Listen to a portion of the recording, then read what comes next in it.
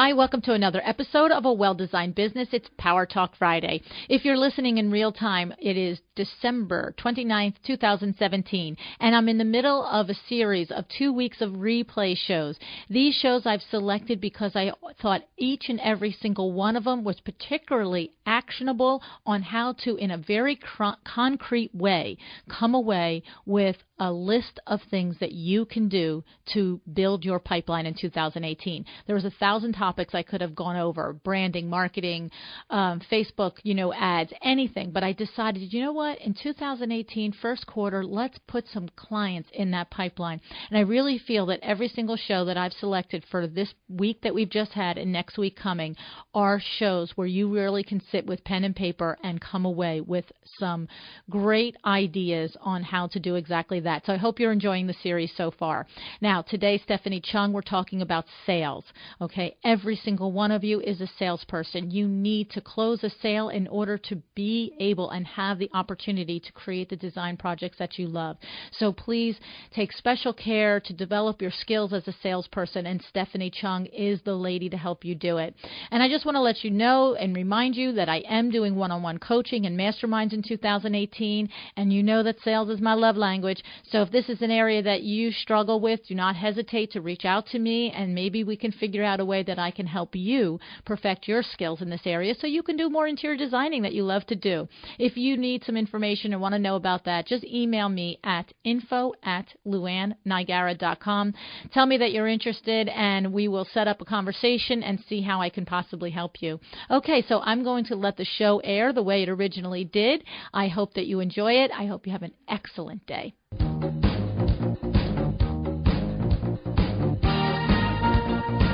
Welcome to A Well-Designed Business with your host, LuAnn. LuAnn has a lifetime of experience building a multi-million-dollar business with her husband and cousin, and she knows the challenges you face in your interior design business. LuAnn brings you real-life answers to your most pressing problems, as well as practical strategies to explode your interior design business. So, let's get to the business of interior design. Hey everybody, welcome to another episode of Power Talk Friday, and I'm very happy to tell you I have Stephanie Chung with me. Hi Stephanie, how are you? Hello LuAnn, I'm doing fantastic. Thanks so much for having me. I'm excited. I have to tell you, this is hysterical because we met 15 minutes ago and I'm like, whoa, we are on the same page here. We're besties. That's the truth. So I'm very excited about this interview, and just before we get into it, let me share with everybody what we're going to talk about and a little bit about your background, Steph. So Stephanie Chung, and Stephanie has a company called Stephanie Chung and Associates, and she offers sales training, executive coaching, and small business mentorship to serve two companies nationwide. And I searched through every which way. Somebody, one of you lovely people out there, asked me just about 3 weeks ago if I would take a show and address sales. And honest to God, I've looked through Instagram messages, Facebook messages, and I am so sorry. I don't remember which one of you did, but I heard you, and I didn't need an excuse to talk about sales. So we're going to talk about sales with Stephanie, but here's the thing. Stephanie has a course that's called High Ticket Selling Made Simple, and it's designed to help business owners sell more and make more. Stephanie herself is a former sales executive in the aviation and private jet industry, and she has mastered the art of high-ticket selling and has mentored and coached many, many, many people, some of the highest paid, most elite sales professionals in the country. She serves business leaders, entrepreneurs, sales professionals, and she uses her proven executive coaching and sales training expertise to get the job done. Stephanie is a contributor on ABC, CBS, NBC. She is the author of Profit Like a Girl, A Woman's Guide to Kicking Butt in Sales and Leadership, and also of Embrace the Suck, How to Grow and Succeed in Business. So I am like beyond tickled, and I'm a little afraid because I'm sure this could be like a 5-hour show if I let it be. I have a feeling. It's the truth.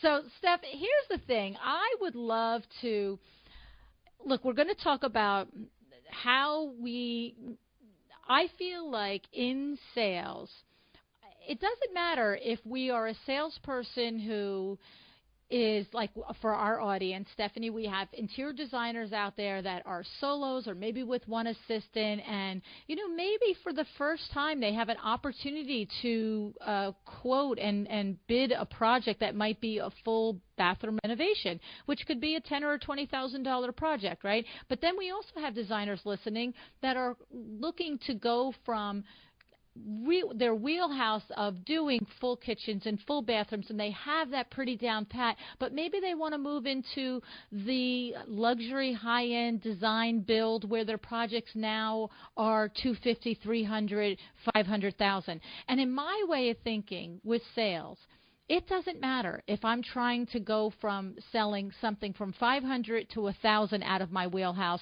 or from 10,000 to 50, or from 50, because it starts inside, right? Do you agree with that, Stephanie? Oh my gosh, LuAnn, 100%, right? It's so much about your mindset. That's where the battle or the win or the victory is truly between our two ears. So you're 100% right, and I cannot wait to talk about this subject because I'm passionate about it.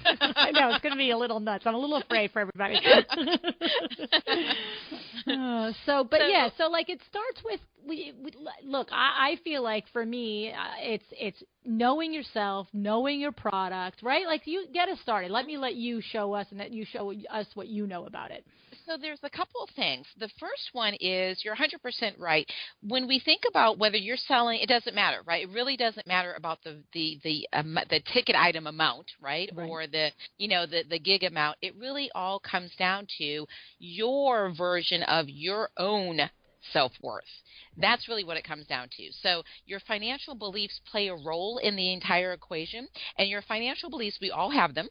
And so when you start thinking about, really being able to price your particular project for what it's worth, and this is sometimes where a lot of us who sell, intellectual property, which is exactly what creative designers do. You're not necessarily selling a piece, something people can touch. Sometimes you're selling a concept. It's your idea, your vision, if you will. And so sometimes people struggle with that because they feel like, well, maybe it's not worth $10,000 or $200,000 or what have you.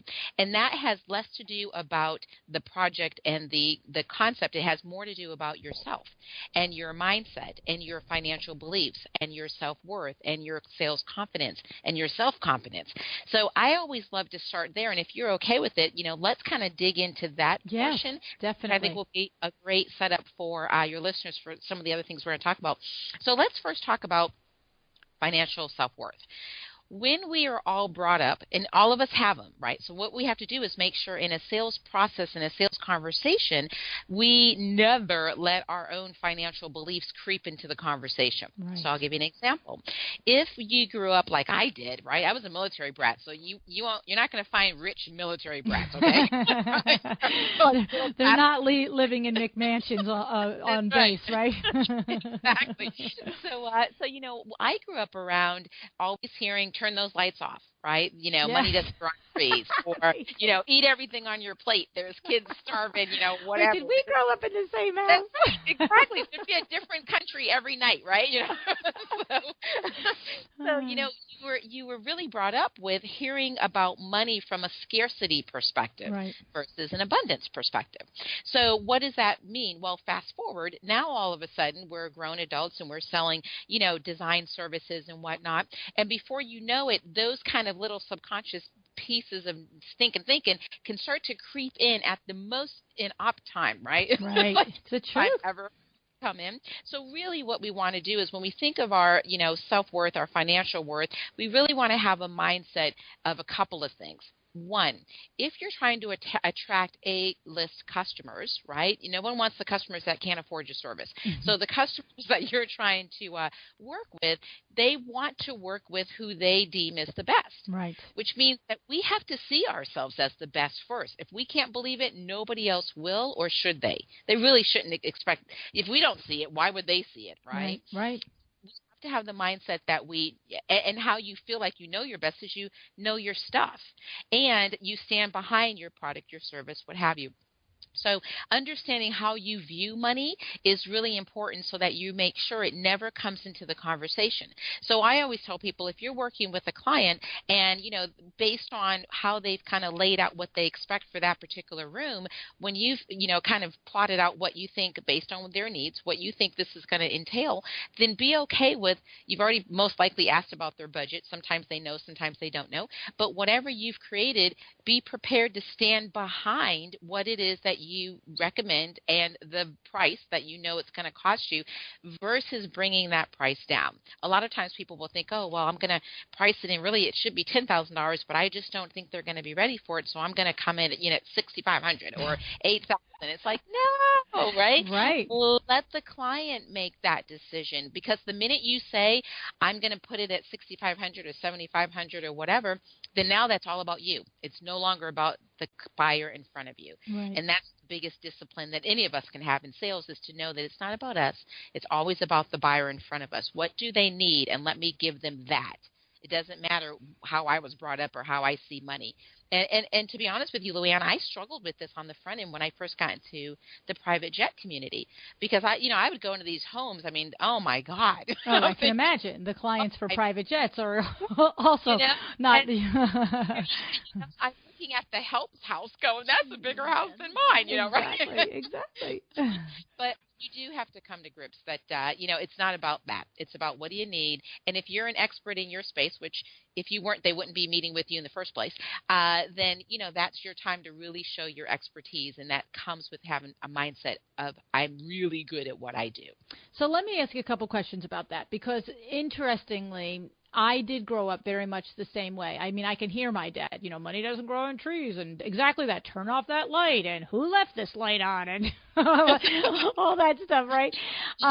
But the thing is, anybody who is a longtime listener of the podcast also knows that at a young age, 10 years old, my aunt and my mother exposed myself and my brother and my cousins to the Silva method, which completely negated all of that crazy talk about scarcity. And so I'm very fortunate, because I did not have to relearn my childhood ingrained patterns or voices as an adult. I, very, very, very luckily was exposed to this and had a complete different mindset instilled of abundance and everything's possible, and just put your head to the the ground and you can make whatever you want happen. And I don't judge. In my own life, when I do my sales at WindowWorks, I'm exactly that way. You ask me for a product, I give you the price of that product. If that's too much money, then you go to the bank and get some more. You don't get it, you get something less. It's not my problem. You know what I'm saying? Right. Exactly. It's like, if you only want to spend $8,000 and the quote's 10, then what room are we taking off of this order? Like, I don't know what to tell you, lady, because when I go to the shop, right, and if I want 20 things and I only have money for 10, nobody feels bad and gives me all 20. That's right. It's like, whatever. So the thing is, though. Preach, sister. So the thing is, and of course, in the moment, I'm very happy to be professional and help you figure out a way to make it fit your budget. But my point is, to your point, that is not my job to figure out how what you want you can afford. You know what I'm saying? So, but the thing is that how do you, for all the people that are listening that maybe grew up with these financial patterns and didn't, have that maybe they're like you said, when you were an adult and coming out and selling into the aviation industry, you were like, whoa, I've got these things going on in my head. What is the mechanism for helping somebody cross out of that thinking? Is that like 60 hours of therapy, or is that something we could talk about? I don't know. Well, depending on how deep it goes, right? But what I would say is, you're 100% right, and that is the answer to the question.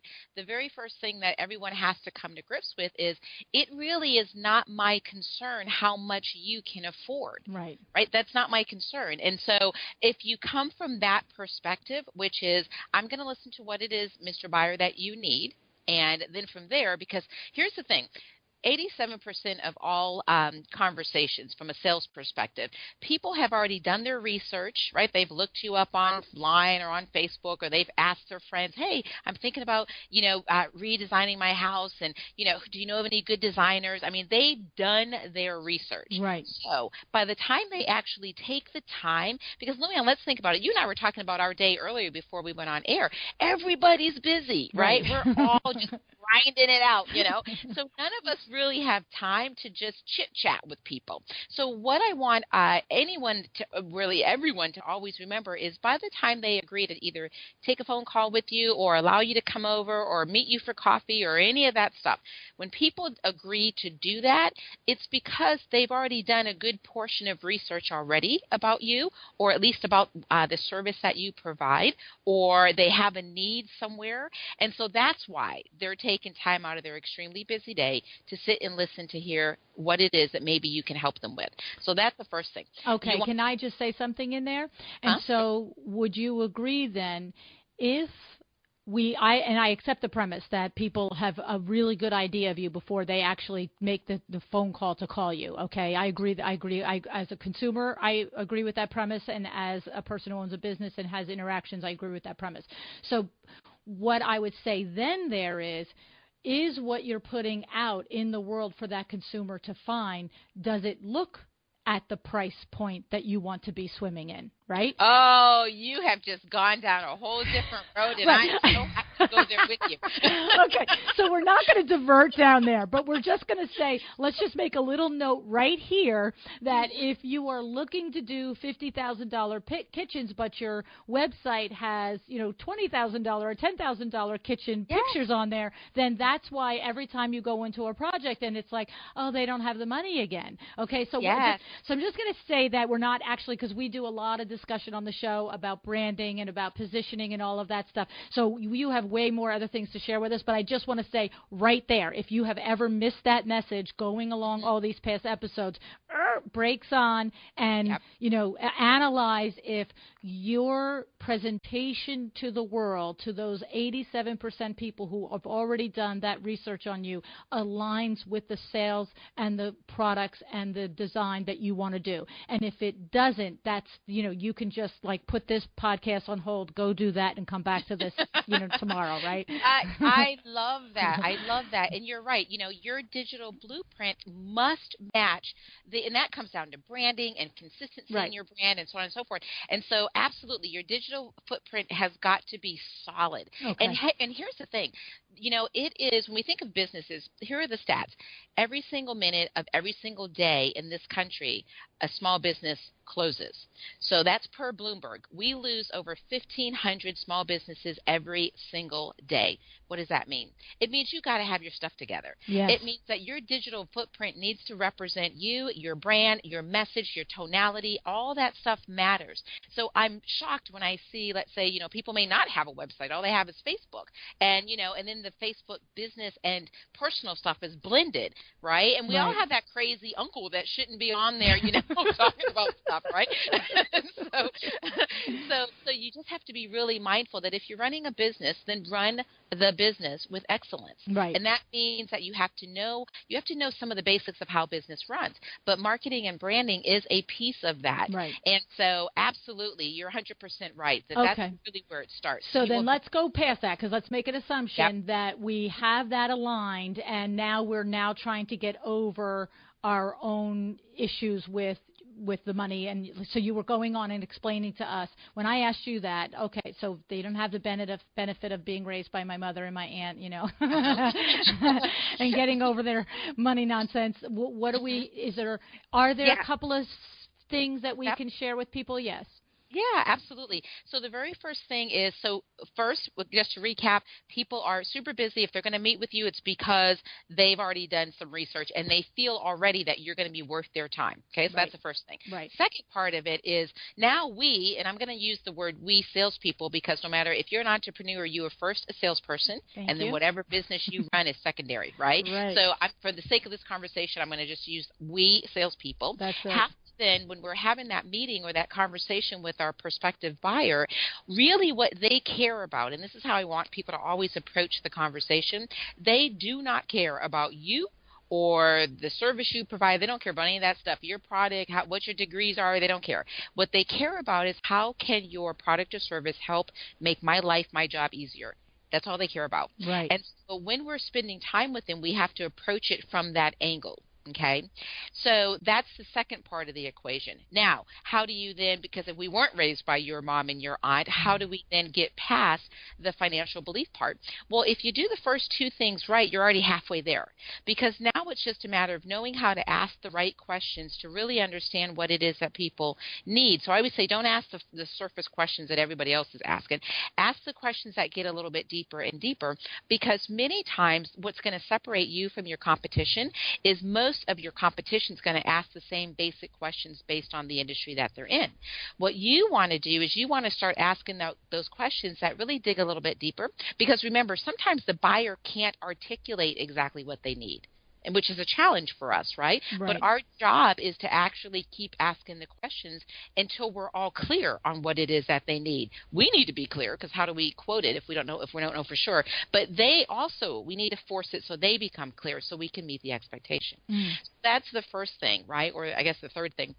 And then once that happens, and I would also say just get uncomfortable with the uncomfortableness. See, I know when I start asking questions and they go, and there's this pause, and then they say, I've never thought about that. Good. Now I know I'm getting somewhere, right? Now I know I'm going to be different than everybody else. Why? Because I'm making them think differently. This is a partnership I'm trying to form. I'm trying to connect with them on the front end. And so I really want to understand and figure out, am I the best solution for them? And so digging deep and being comfortable with the uncomfortable is really important. And when you kind of hit that nerve, and you'll know it because they'll, pause for a second.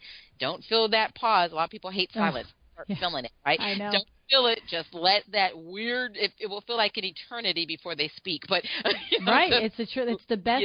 I'm going to tell you what, there's 1,000 things as a salesperson you can do. The best thing is to sometimes just be quiet. Yeah, I say the power of silence. That's the only time you can actually apply pressure during a sales call is by using the power of silence. Right. Right. So if you do that, and you've understood the need, you know that they're meeting with you, so they do have a need. You've gotten them to articulate it, and you now know based on that. Well, let me figure out what it is that would best serve you. A big part of not having to be worried about how you were brought up and how you see financial situations is really just to hear them and get yourself out of the equation. So, and recapping it, here's what I understand. If I was talking to you, LuAnn, you're looking for this, this, and this. Your desires this, this, and this. Is that correct? Am I missing anything? Based on that, here's what I'd recommend. And then that is whatever you'd recommend. And now they've got to figure out where does it fit within their budget, and so on and so forth. Right. Well, I mean, of course, I 110% agree with everything you're saying there. And to expound a little bit more on the steps and the process of it, is one of the things that you said that I love is I love when things are so obvious. So if it's one thing that we understand that they're looking for us, about us, reading about us, finding about us, and that by the time they call us, they feel like they pretty much know us. But I love the way you put it. They already have decided that you are worth their time. See, that's a little spin on the head. And so I feel like the reason that it's important to say that, and I want everybody to hear it, they've decided already that you are worth their time. Because I find that the people that struggle the most with sales struggle with confidence. And so it comes from, like we've discussed, their financial beliefs as an upbringing, but it comes from a lot of different other things in our upbringing, too, that erode at our confidence. And a lot of times, you can gain confidence by being extremely knowledgeable about what you're doing, and that brings a level of confidence, okay? So it's almost like you can't just buy confidence. You have to get it in by certain layers of activities and things that you do in your daily life and over the course of the years of your life.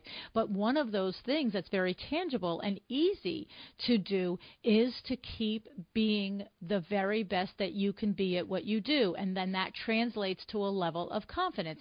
But the other thing what I love is what you said, is to just recognize that they've already decided you're worth worth at least their time. And so if you can concentrate on that, if you can take that, and even if you are a designer out there that maybe does struggle with this aspect of the business of closing sales and charging what you're worth and putting your projects at the value that they need to be. If you need to put like a sign on your dashboard that says they made this appointment with me because they already decided I'm worth their time, that's very powerful. I never heard anybody put it that way, Stephanie. I like that. Well, thank you so much. And, I want to elaborate on a point that you just made as well. How you get confidence. You're right. You can't buy it. It doesn't just automatically come on you. And you get it from the school of hard knocks, right? So, down the road and back again. Down the road and back, exactly. So, knowing your stuff, right? Mm-hmm. School's never out for the pro. Like, just the fact that people are listening to your podcast, especially your faithful listeners, that already says they're always trying to tweak their game and get better and, learn more from the experts and so on and so forth. So knowing your stuff will help build your confidence. And, of course, getting results will help build your confidence. And from there, when you're sitting in front of a prospect or a client or a job that you've just finished or what have you, being confident enough to also then ask who else do they know, right? I mean, we don't want to always have to go out in the cold market. So, how we're driving businesses, we want to make sure that we are, working with our current customers, loyalty and retention. Mm-hmm. And then, of course, looking for new business as well. But getting results is really, really huge. Here's a technique that I use a lot that I want to throw out and give it away for your listeners to copy and use it on their own if they want. It's called the preemptive strike, and it's something that I work with all my VIP clients on, and I really encourage everybody to use this, and I use it every day in my practice. The preemptive strike simply means that we all have been in business long enough to know what objections are going to come thrown at us, right? Mm-hmm. People are going, your price is too high, or whatever, right? Let me talk to my wife or my dog, or the curtains or whatever, right? We all know the objections that we're going to deal with for the most part. And for the most part, it's usually the same 2 or 3 objections that always come up. So when we're talking about financial beliefs and we're talking about knowing your stuff and getting results and so on and so forth, if you know that there is an objection that's going to come your way, and really you need to sound confident when it comes time, especially when it comes time to talk about your price. So you don't want to fumble all over that discussion when people say, okay, great, what's your rates? And then you're like, that's like, that doesn't instill confidence in anybody. So what you'll want to do is what I call the preemptive strike. Basically what that means is I'm going to bring up any objection, because, again, you always know what they are anyways. So you bring them up in advance so you can control the message, okay? So let's say in my case, in my world with executive coaching or sales coaching, I know that I'm one of the more expensive coaches out there. So after I've assessed whether or not I can help this particular client, and we've talked about a couple of options and solutions, they've agreed that it all makes sense. Here's how I'm going to now roll into something that I know was going to throw up an objection. Okay. Is I'm going to do a preemptive strike, and I'm going to say something along the lines of, so LuAnn, now you and I have discussed what it is that you need. I think I've got a pretty good understanding of what exactly you're looking for. I've offered you up a couple of solutions which you've agreed makes complete sense and would work for you. So now let's talk about next steps, which will include price. Does that make sense? You'd say yes, and I'd say great. Now, before I jump into price, let me just tell you, I'm one of the most expensive coaches in the area, and here's why. See, so I'm going to bring up the objection, okay, so that I can control the messaging versus them saying, wow, that's really expensive, and then me going, oh, well, hum that, right. So that alone will help with confidence when it comes to the close. Okay, I like it. Well, and just to go back into well before the close is in the sales process. Okay, so in the sales process, we have just come to the table and recognize that your financial upbringing and beliefs have no place in this process. Just leave them at the front door. I don't care how you do it. You have to, and if you have to go to therapy for 3 months to do it, go to frickin' therapy for 3 months and do it. You know what I'm saying? But if you can just there's such value sometimes in that whole act as if, you know what I mean? So a lot of don't take it as contrary to really knowing your stuff. You can't pretend you know the ins and outs of kitchen design, but you can act as if you're accustomed to selling $50,000 kitchens until you've sold one, you've done it, you've completed it, and you went, I actually did that. And so that's an example of act as if, right? But in the process, okay, so we want to just sort of put aside our programming, then recognize that they already value you and have invited you over. And then in the actual meat and potatoes of the meeting, to me, you tell me where you're at with this, but to me, I guess no one's going to be surprised, but I ask a gabillion questions. So my listeners are like, really? Yeah, okay. But I mean, when I tell you the level of questions that I will go into so that I am so crystal clear, and you said it, because a lot of times the buyer cannot enunciate what it is that their objectives are. So in our industry, people will say to me all the time, oh, I need window treatments, for my son's bedroom. Okay, awesome. Do you need them to be room darkening? Oh, yeah. Oh, yeah, I would like them to be room darkening. Oh, okay. Yeah, just like the ones in my daughter's room. Come look. And there's the sun coming right through them. And I'm like, well, that's not exactly room darkening. Well, it's private. And so the point is that the language screws us up a lot. And our industry is a very technical language for interior designers. There's a lot that's happening, and I'm sure every industry is that way. We're all special, but we are. But anyway, but the thing is that I feel like in that process, I am asking so many questions in a nice way, in an open way. I'm very, very, very cognizant to listen and not to ask a question and then follow it with the answer to it. I've noticed so many people doing that. I notice so many people that are trying to sell me stuff. They'll ask me a question, I'll say three words, and the next thing you know, they're finishing my sentence. And I'm like, well, no, that's not what I was going to say. You know what I mean? This is what. And so the thing is, for me, in that process, the value there in relation to my high sales close ratio is because a couple of things happen. Number one, I really am going to be one of the very few people that they're going to meet that is really going to understand their needs, as opposed to hearing what they say the first time and maybe they're not even explaining it right. So I have, just the topic of room darkening, I will have at least 5 or 6 follow-up questions on room darkening, and that's one issue. And so then I get very clear on exactly what they need, and then to your point, then I can present the exact thing as a solution for them. And then to my point, back and forth again, is if it's too expensive, then I can very easily say, well, this is an alternative, but you'll give up this feature. This is an alternative, but you'll give up that benefit. You stated that as a non-negotiable when we started this process. So, where is it more important to save money, or more important to, keep this as a non-negotiable? And what happens is I just feel like it gets to be it almost sells itself by the time it's done. I mean, because yes. right? It's true. I always tell people the close is the easiest part of the entire process if you've done all the other steps ahead of it, if you've done it correctly. Right. And the close, that was perfect. That was really perfect. And here's why I'm really excited about what you're saying. Couple things. One, just before I forget, whatever the prices that you've recommended, you hit it on the head. If for some reason that can't work within their budget, that's fine. Then you do not just bring the price down. You start taking things away, right? So that is absolutely a must. Like if you do nothing else from this podcast, always remember, if the price has to come down, something has to go off, right? Exactly. So that you keep your pricing integrity. But back to your other point, absolutely. Here's one thing I would encourage people to start doing. What you were talking about, you hate when someone asks a question and then they start answering it. We call those suggestions, right? It's a question, but it's kind of a suggestion, and then I'm like filling in the blanks. So we don't want to do that. We want to discipline ourselves to actually start asking questions that we don't know the answer to.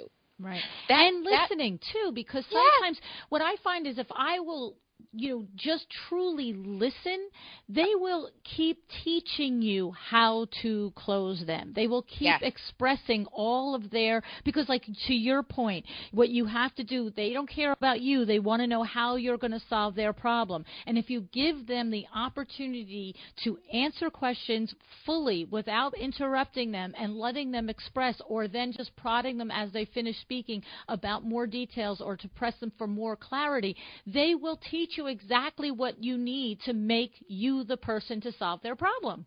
Yes, absolutely. And I love what you said, pressing them for more clarity, because sometimes what will happen is people will ask the question and then the person the person doesn't answer it, or they kind of, they redirect, and then they, at the end of the day, they didn't answer the question. Right. And what a lot of times people will do, salespeople, is they'll leave it. And again, we're all salespeople here. Right. It's important that if you didn't get the answer to your question, you circle back around and you ask it a different way, but you cannot move on and just think, okay, well, I'll just leave that one alone. No, if you need to know that, then you need to circle back. And if that means you have to ask the question 16,000 different ways so that you can get the answer that you need, so that you can actually provide them with something that's going to help make their life or their job easier. That's our job as salespeople, because again, the buyer can't always articulate what they need. They may not even know. And the difference between them and you is the fact that you are the expert. Mm-hmm. They didn't go to school for what you're the expert. Mm-hmm. I don't care if it's a, $200 million home or $1 billion home. It doesn't matter. They don't know your space. You're the expert. That's why they're spending time with you.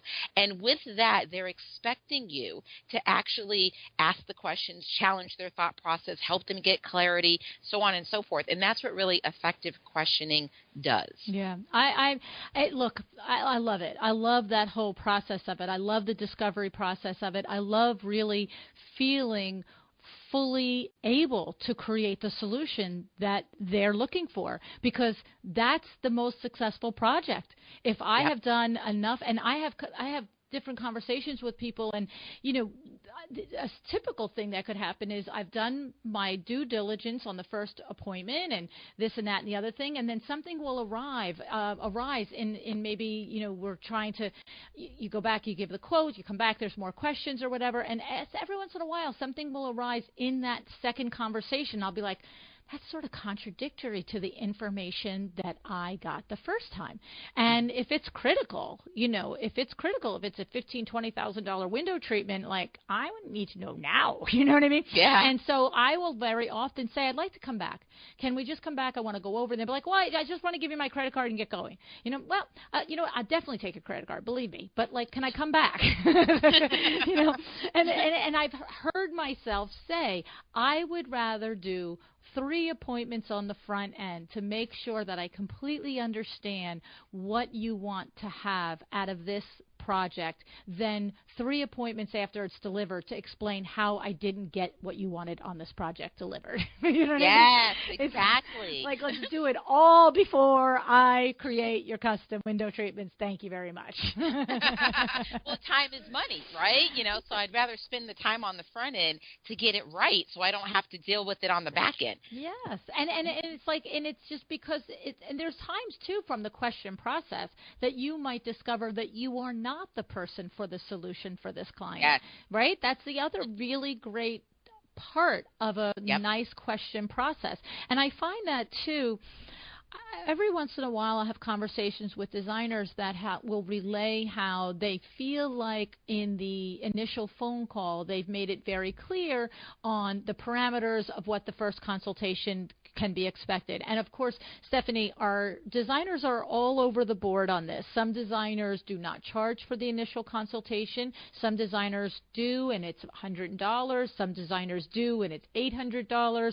Some designers do, and it's $200 and 2 hours, and every idea I can give you, you can execute on your own if I walk out the door, or you can hire me again. So it's really very individual to the designer how they feel they've set their firm up and done it. So we can't blanket the statement, but I feel like I'm asking for your opinion on this, because often I will hear and speak with a designer who feels like, despite the initial conversation with a client over the phone, that once they go and they have that consultation, they have sometimes pushback from the client who says, well, I don't think I should pay for that consultation now because you didn't do what you said you were going to do, or there wasn't enough value there, or you said that you would stay 2 hours and you only, whatever it is. And the thing is, I feel like sometimes they get muck and mired in the nitty gritty of what the client is balking about. And to me, there was an error somewhere in that first conversation. Something wasn't clear in the agreement going in, right? Even though they're standing and telling me, no, I told them over and over again it was $200 for the first consultation, and I would give them as much information as I possibly could, but there was no guarantee on how much information I could give. And that could all be what happened, but I'm suggesting, and I'm asking you if you agree, that the words were said, but there wasn't understanding gained. Like there was two conversations happening, and that to me is where question, make sure I understand, right? Do you see what I'm sort of saying? Absolutely. And, I think that also goes with the concept of industry jargon, right? What we have to do is, well, one, we have to make sure we're easy to do business with.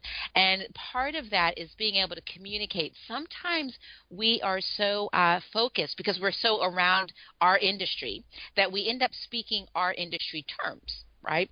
And so someone who's not in our industry may actually have a misunderstanding about a word that we may use. So I'll give you an example. It's a horrible story, but I'll share it with you because we're family now.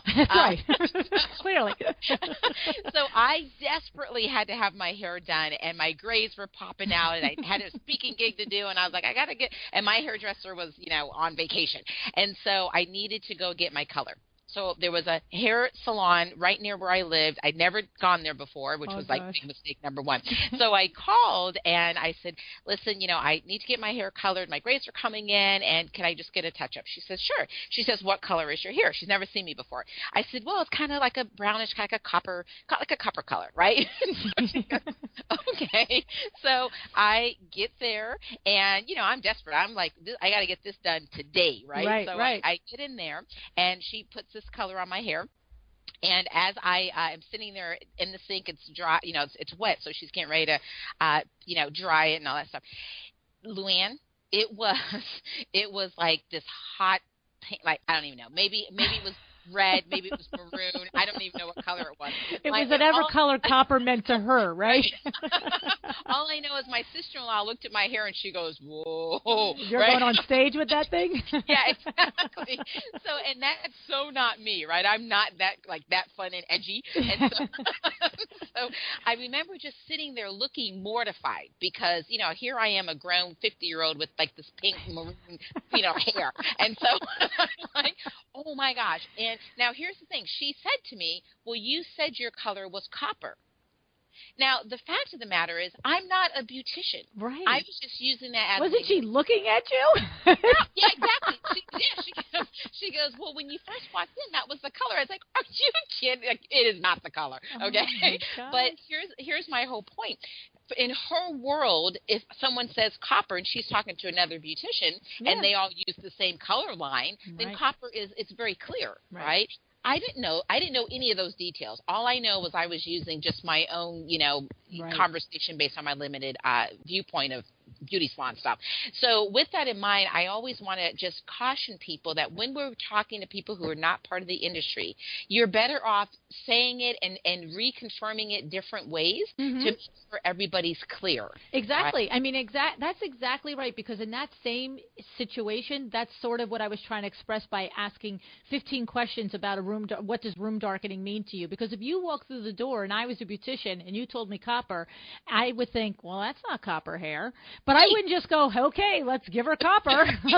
I'd be like, well, your hair right now is really more cinnamony, caramel. Did you want it to stay that color, or do you want me to go to copper? You know what I mean? Like, and that's the truth. You have to, and I think that's really, to me, when we talk about sales and we start with throwing away our financial negative financial beliefs if they're there. Then we move into a space of confidence, and we move into a space where we recognize our value. We recognize the schooling and the education, whether it's the physical university or the school of hard knocks that you've gone to as an interior designer, that you do know more than the client that you're looking at across the table at, and that they have made a decision to call you, so they see something in you. Okay, and then everything you can learn. If you want to be a kitchen designer, know everything about it. Know about, the different I don't know about it. I'm not a kitchen designer. Know everything about it.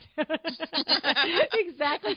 Because that helps you ask the great questions that give you and help you deliver a great project. Because like you said, Stephanie, if you can solve their problems, if you can solve the pain points, then you are the rock star. And you can only do that if you really know what they are. And you can only know what they are if you ask enough questions. And then the other thing that you said was the preemptive strike, is to be prepared and know your value. That's what I heard in that, is know your value, understand what you're bringing to the table, the culmination of all of these things, so that when an objection comes up, or you can, project, think about it preemptively, like you said, build it right into your conversation. You're not afraid of it. I say all the time with Window Works, we're not the least expensive on the block. I'm not worried about that. I'm going to give you the best service. I told this story. It's funny. I did the keynote at IWCE last March, and I told this story at the IWCE. I don't think I've told it on the podcast before, but if I did, I'm sorry. But what happened was we had a client come into the showroom, and she said to Adriana, she said, I want an appointment. You have LuAnn, somebody named LuAnn there? Yes, I want an appointment to meet with LuAnn in the showroom. Well, that's unusual for us. It's shop at home. I go to your house, right? And Adriana, oh, no, she'll come to your house. Nope, I want her to come to the showroom. Okay, comes to the showroom, whatever. So she comes to the showroom. We're chatting a little bit. After maybe, 10 or 15 minutes, we're this and that, and she's asking me a couple of questions. She literally abruptly, okay, you know what? I'll make the appointment to come out to your house. You can make the appointment to come out to my house. And I was like, it was funny because question, and all of a sudden it was like, okay, let's just make an appointment. I was like, so I go, all right, let me get my laptop, and I come back out, and I'm like, all right, so, such and such day, blah, blah, blah. And so I just looked at her, and she must have known that I was sort of like, what the heck? What happened, We flipped the switch, and we make an appointment. And she just looks at me, she goes, I found out about you from a Facebook group. And she said, and basically I typed in, does anybody know a window treatment place that I could go to? I've only moved to the area in the last couple of months. And she said there was probably 20 that came up in 10 minutes. And literally 18 of them said to go to Window Works. And so she said, but, so I've noticed since I've moved to this area, because we live in a high demographic area, she said, I've noticed when I moved to this area that sometimes when people come to my house, they, sort of make assumptions based on the size of my house. And I like to get to know people before they get to know the size of my house. And I was like, I wanted to say to her, I've been going in houses the size of your house since you were on this planet. They don't impress me anymore. Like, don't worry about that, yep. Right? But I was just like, oh, okay, I totally understand. And so she said, so I feel comfortable with you now, and I feel like sort of, it's going to be good, so I'm happy to make the appointment. And I said, okay, good. And so she said, and she goes, though they did say a couple, I know what I said to her. I said, what sorts of things, that you had a lot of people respond? She said, yeah, it was really great. I'm like, oh, that's a great group, and blah, blah, blah. And she said, yeah, everybody had a lot of really good things to say to you and about you. And I was like, I'm so happy about that. It makes me feel so proud. Thank you. And she said, and she just turned and looked at me, and she said, but there were a few people that said other stuff. And I just looked at her. I was like what? And she said, well, almost everybody was positive, but the people that weren't positive, they basically said, you're expensive. And I just looked at her, and I said, they did. And she said, yeah. And I said, well, the people that were positive, what kinds of things did they say about Window Works? And she looked at me. I said, no, like specifically, what kinds of things did they say? And she said, oh, well, they said that, your installation crew is very well seasoned, that you particularly, they kept saying, call LuAnn. She really knows what she's doing. They said that you're family owned and that you've been in the area for something like 25 or 30 years, that you have a lot of installers, and that the installers are always on time, and that you always make phone calls when you're going to be late, or you're going to, lots of communication, all this other stuff. And she's going on, and I'm just looking at her, and this is way, don't stop this lady from talking, right? And when she was all done, I just looked at her. I said, so did you want to exchange all of that for a lower price somewhere else? Good for right? you. Boom. Yeah, slam dunk, right? And the thing was, and the reason I share that story is because it's, to me, the other side of the coin on the preemptive strike. So you can do the preemptive strike, and I thought that was very effective, where you say you're closing them all along, and then Stephanie, you said, I just want to let you know that I happen to be one of the more expensive coaches, and however, these are the things I bring to the table. So it's the other side of that. When somebody looks at you and they say, I heard you were expensive, or I heard this, or I heard that, already know your worth. Already know what you bring to the table. Don't stand there and go, well, and because the reality is, I'm going to tell you what, Stephanie, the reality is we are not more expensive than everybody else that does the same services that I do. You see? And that's very different. You want to compare me to the blind shop that's half blind shop and paint shop? Well, yeah. Yeah. But, that's not what I am. You want to compare me to a full-service concierge window treatment service. I'm actually not the most expensive. You know what I mean? And so I just wanted to share that because it's the other side of what you were teaching us with the preemptive. Do you agree it's the other side of that, two different ways to handle that? I love that. And you know what? I actually would even add to that, and it was something that you said earlier that I want to make sure that we touch on, which is to actually on the very front end, when you're setting up, on the front end of the conversation, you're setting up the close. And that's why, so here's one of the things, preemptive strike is a piece of it, but another piece of it, LuAnn, is just, you said it, we're not for everybody. Right. So the minute we actually say that to people, that could be one of the first things you start to say, because now all of a sudden people take their defenses down. And now they tap into a whole different part of their brain to start listening. That's where trust is built, right? Part of the prefrontal cortex. And so if we ask certain questions or we make certain comments, what we're doing is I do a whole teaching on neuroscience of selling, but it really does make the person in front of you start to release and go, oh, okay. So one of the techniques that I use, and I would encourage your listeners to do, and I'm positive you do it as well because you mentioned it, is I always say, well, there's this one, set the agenda first so that everybody knows what to expect, right? So you can say, thanks for meeting with me, LuAnn. A couple things. Let me tell you how I normally conduct this consultation. And then you say what it is that you do. And then one of the things that you want to put in there, and I say this all the time in my clients or my prospects, is to say, listen, let me just first say, I'm not a coach for everyone.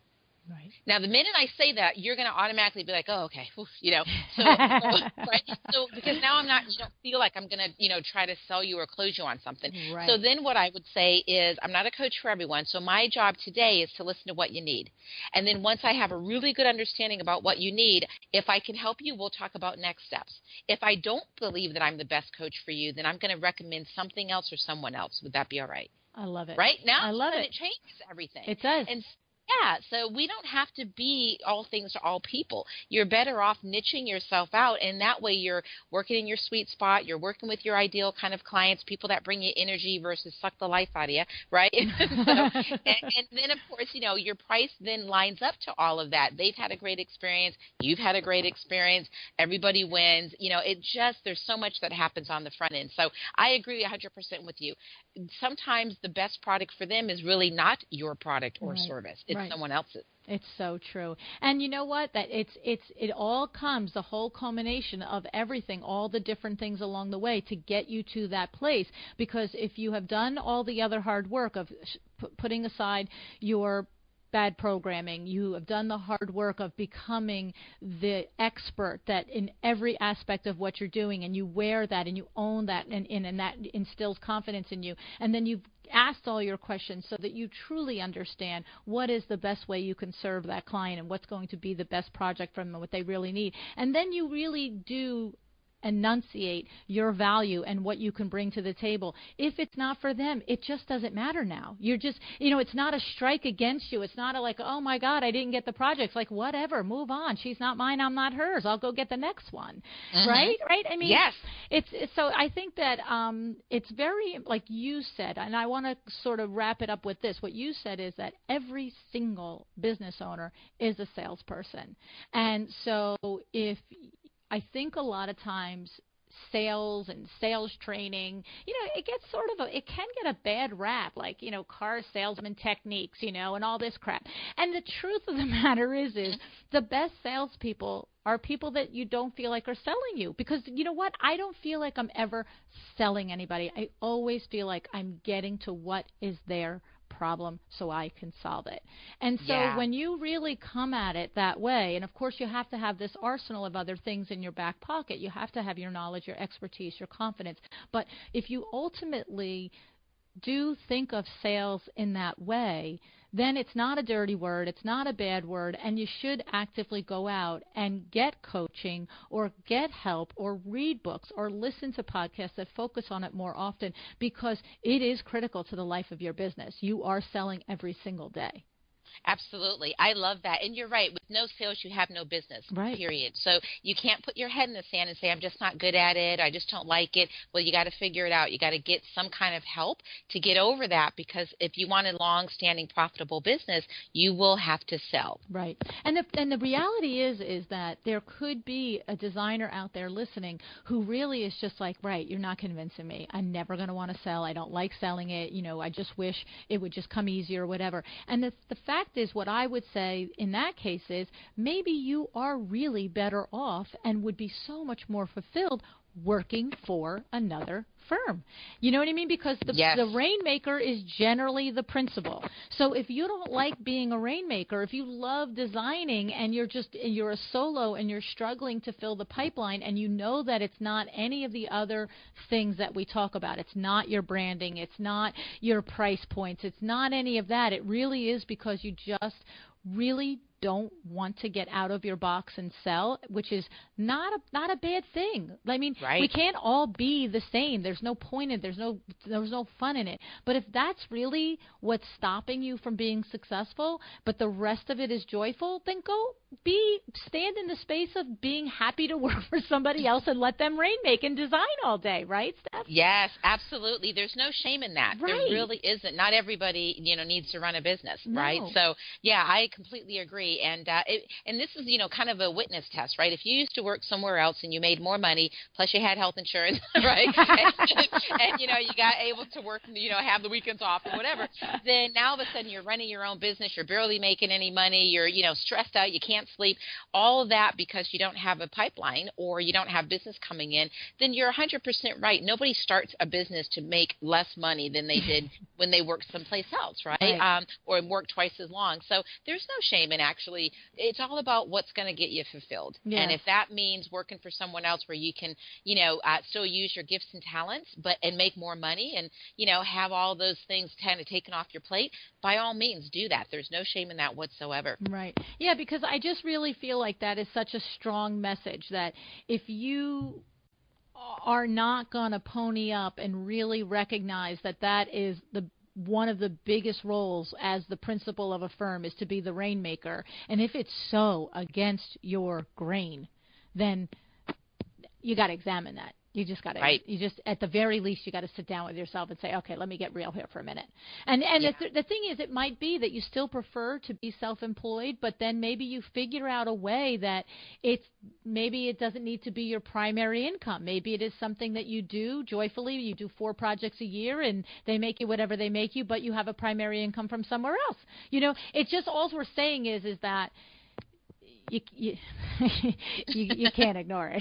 Yes. All we're saying is you can't avoid this thing called sales. That's it. You just can't. And I just love it so much. I love the process of it so much, but it's not anything like that snarky car salesman, stereotype. To me, it's the joyful process of really learning what it is that's going to, for you at the end of it, to look and say, man alive, that was great. I'm so glad you did that for me, and I can't wait to tell everybody about Window Works. You know what I mean? So yes, exactly. It's right. And I actually like what you said, because maybe you find another revenue stream coming in, and that doesn't, that fits, that you still get money coming in, but it's not, you've got to go out there and do what you're required to do as a salesperson. So maybe you do more behind the scenes, webinars or something like that. Who knows? But find another revenue stream as well. But I 100% agree with you. I really do. But you know what I would also say, though, LuAnn?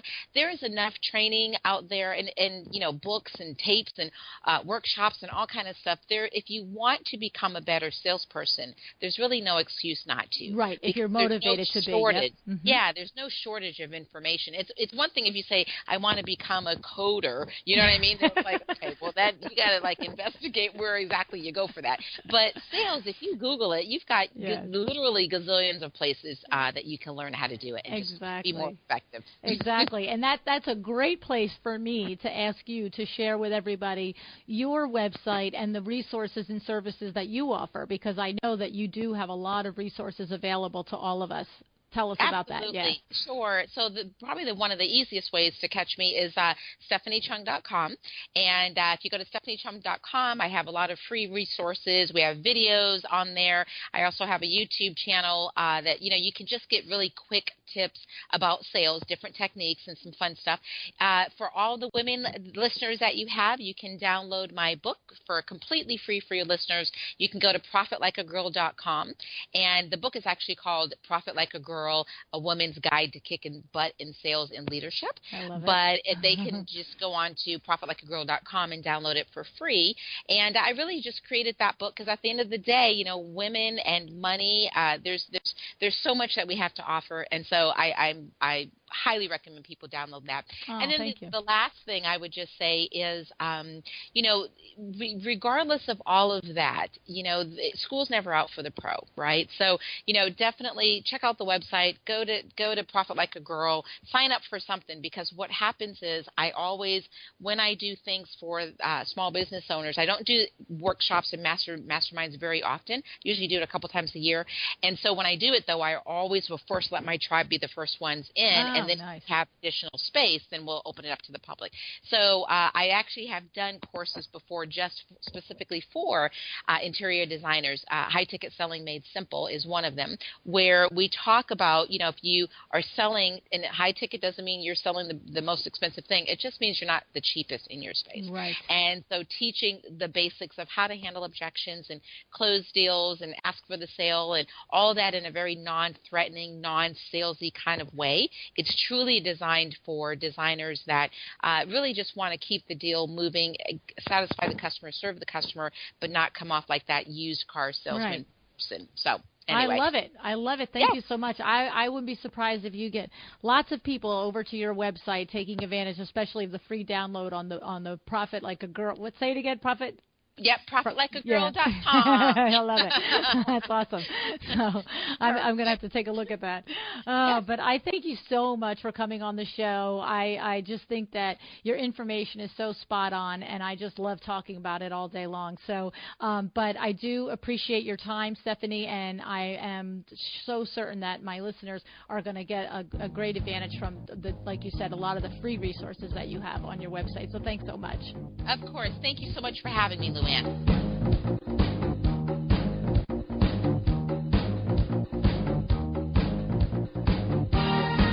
Thank you for joining me again today for another episode of A Well-Designed Business. This podcast is a production of WindowWorks in Livingston, New Jersey, your trade resource for custom window treatments and awnings.